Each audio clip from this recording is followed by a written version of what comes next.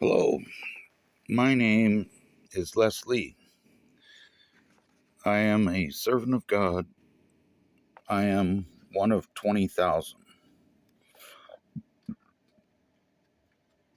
The second book of Esdras.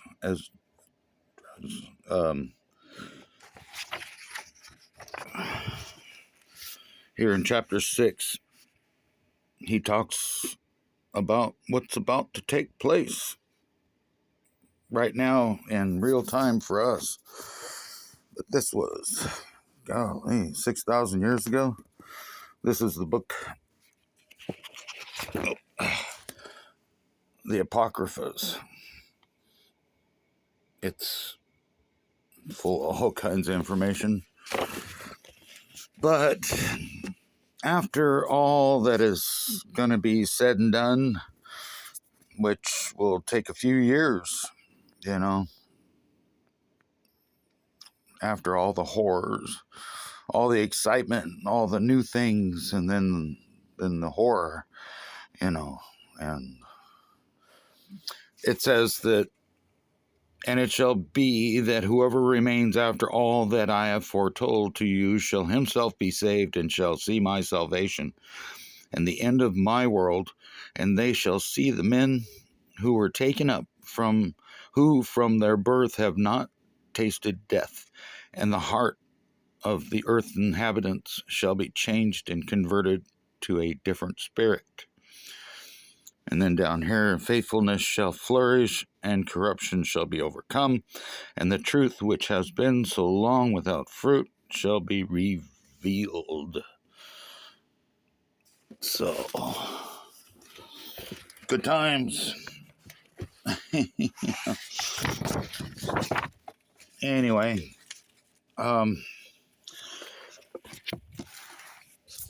we're in the time of knowledge, of information. The Bible talks about that, you know, and it also talks about those of us. Jesus said, there's going to come a time when you can do the things that I do and more. You know, more wondrous miracles, more. You know, this is that time.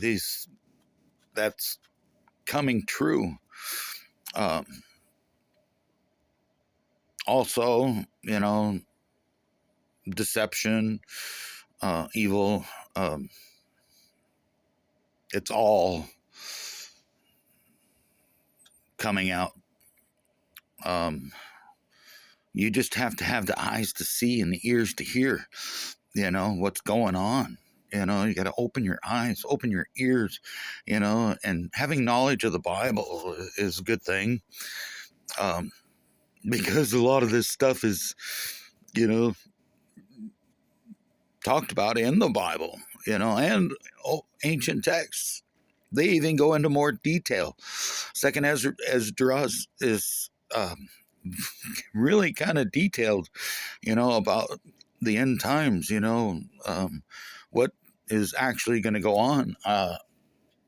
So is Jasher from this, the Apocrypha. Very detailed.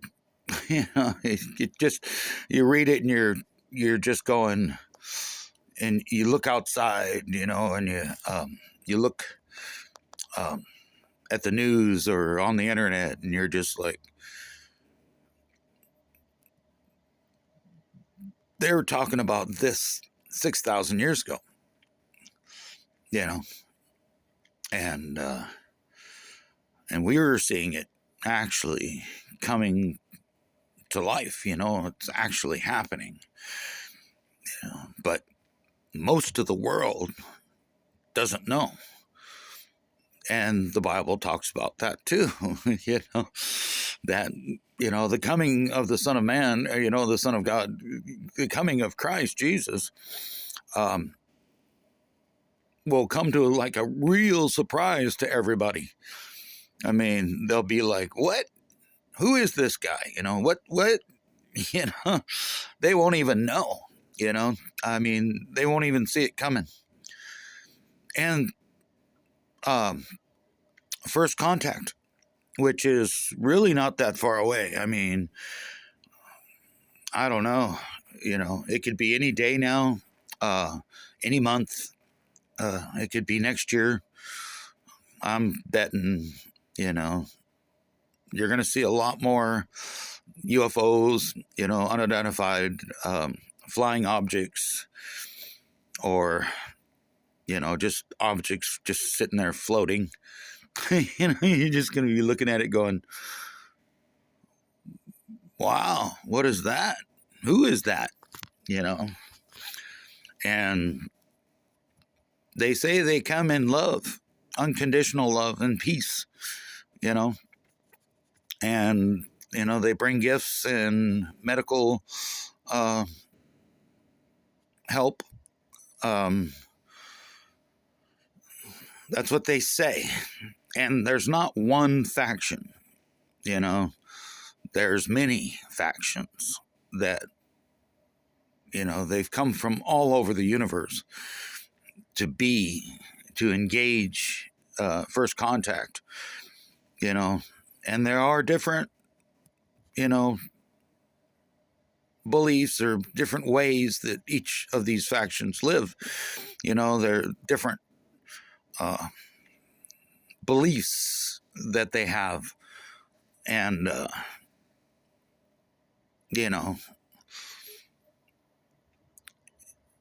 and they're highly intelligent. Yeah. They're like between 40,000 and 1,000,000 years more advanced than we are. Some of these guys have history going back 1,000,000 years, in their higher conscious being, in their higher dimensional lives,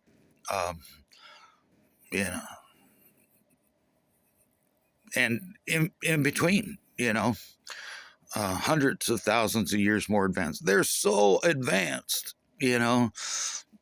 it's just crazy. So,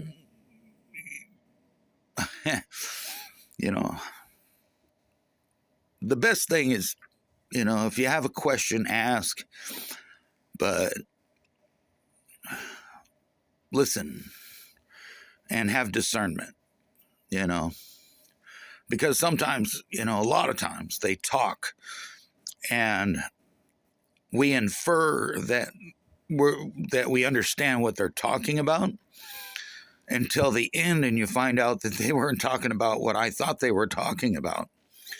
You know what I mean? They're that advanced to where, the best thing to do is listen and then wait and see what comes of what they're saying, so that that you're on the same page, or ask the questions, clarify that, that you're on the same page, that you're thinking the right thing. It's confusing. I mean, you can be all in, and, yeah, I know what you're talking about. Yeah, man. Oh, I hear you. Yeah. And then they get to the end, where they implement whatever they were talking about. And it's like, well, it's not what I was thinking that you were saying, and I'm not all in, I mean, whoa, hold on. So, before you go all in, or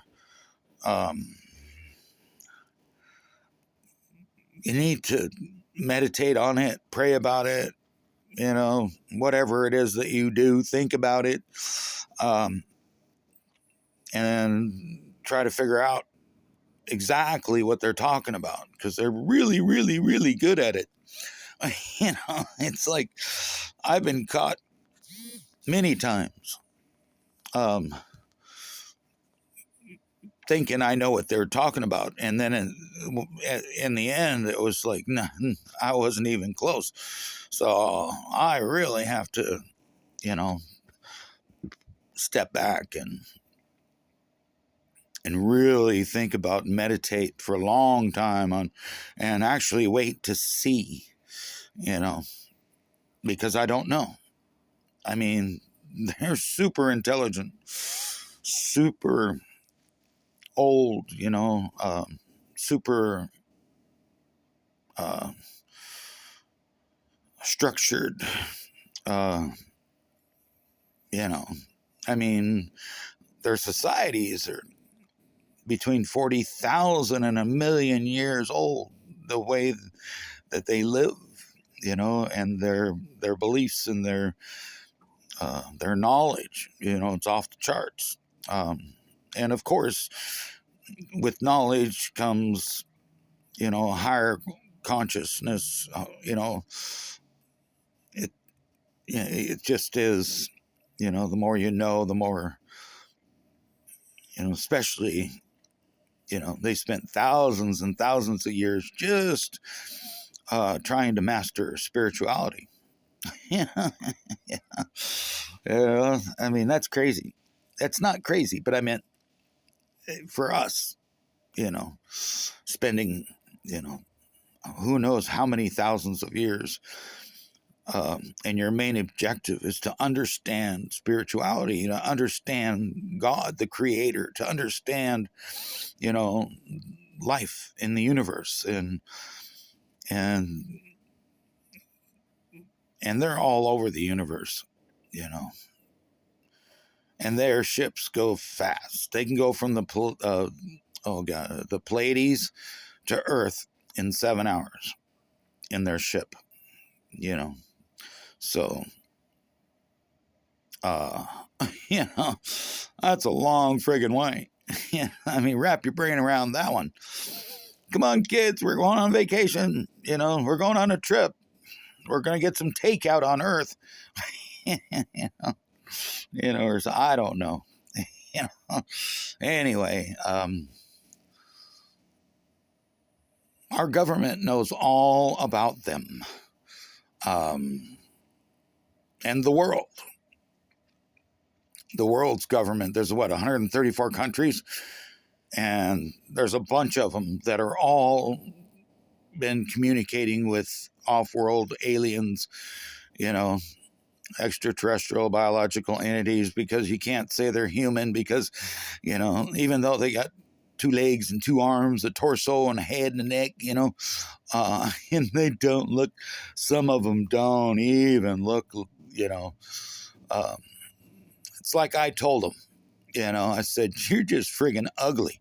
I mean, I don't mean that in a bad way. It's just that you're ugly. I'm human. I don't, I'm not used to, an intelligent being, with a body like that, or the color of your skin, or the shape of your head, or your eyes, man. It's like, damn, and your mouth and your nose. And it's like, I, and I don't mean any ill will towards them. It's just that, golly,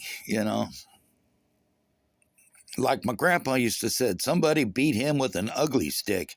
I mean, golly, and I don't mean it in a bad way. Now, very intelligent beings, supposedly loving, and they love, unconditional love, their knowledge of spirit, that spirit, our spirit, their spirit, which is life, which is immortality. Our spirit is immortal. When we die, our spirit leaves our body and goes up into that place. Christians believe it to be heaven, and and the Vikings, Valhalla. But we go there when we leave our bodies, and it's kind of like, what do they call that, being talking about your stay on Earth, your life review, and just kind of, easing your way into heaven, with everybody else. And, it's almost an instant thing. It is an instant thing, the instant love. But, you know, we need to get rid of our baggage, our mental crap, luggage, baggage, crap that we carry around with us. I'm still pissed at you from when we were in third grade, you bastard, or whatever. It's like, God, give it up, let it go, or if you're used, taken advantage of, mentally and physically abused, verbally abused, you just got to forgive, those that have done those things to you. You got to forgive them.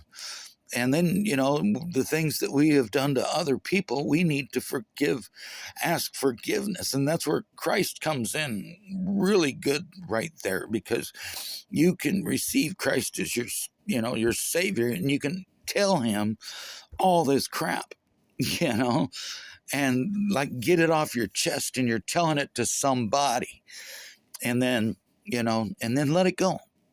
Get it out of your body, get it out of your mind, erase it, never think of it again. It never happened. Start your new clean life, because right now we're being raised in our consciousness, and no baggage allowed. You can't rise up, and be that person Christ talked about, that we can do the things he did and even greater things. We can't rise up to that unless we get rid of the baggage, and we have to take on unconditional love. We have to love everybody and everything unconditionally. Don't try to change anybody, just love them. We always want to try to change a person, but no, just by loving a person, they will change to who they are supposed to be, who they're meant to be, who they really are, just by being loved. It's crazy, how that works. And then, get ready for first contact. Don't have fear. Fear is what evil uses against you, and it's like, food to them. You being scared is nourishment to the evil. So if you're not scared, and I have no fear, they're going to starve to death. They don't like that at all. I'll tell you that right now. So anyway, I just want you to know that I will be here to the end with you. And that I just project unconditional love out to you all the time, every time I can, every chance I get. So, receive the light, the higher consciousness, the unconditional love, and get rid of the baggage, the luggage, the hate and discontent in your life, and then step up to this new world, and this new loving, kind world. And we're going to clean it up, and we're going to make it a paradise. But first, the evil's going to try to destroy it. So just be ready. But anyway, remember, love others as you love yourself. Do to others as you'd have done to yourself. Be loving and kind, being generous and charitable, doing for others without anything in return, and project unconditional love to everyone. That's a wonderful thing. So God be with you. Peace and grace be with you always. And I'll see you next time.